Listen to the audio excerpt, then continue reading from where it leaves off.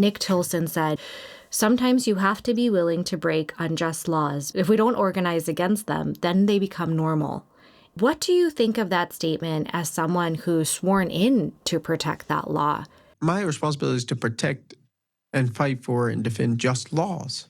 But we have to realize what happens, right? They pass an unjust law, you protest it, and they say, well, it's the law. It was unjust the moment that you passed it. They may be law, but King called it, right? There has to be a consciousness above law. And we, as people who believe in freedom, who believe in justice, who believe in democracy, we also have to reclaim our stance on those issues.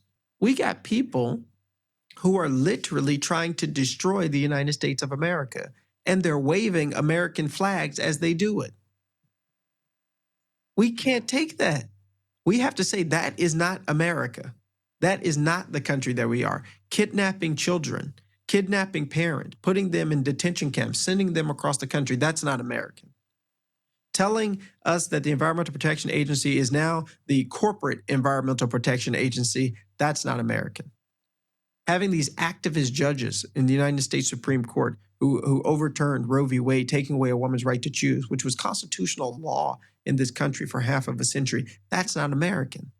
Maybe the law may have come from the Supreme Court, but that is not who we are, and we have to use the institutions, and we have to have people outside the institutions, like those 7,000 people who marched in Nashville after the Covenant School shooting. We have to have people outside of the institution who push the people within to do different and to do better. But we need to reclaim our nation. We need to reclaim our stake in this country, and we have to fight with all that we've got to preserve what we know it ought to be, even though we know that's not what it is right now.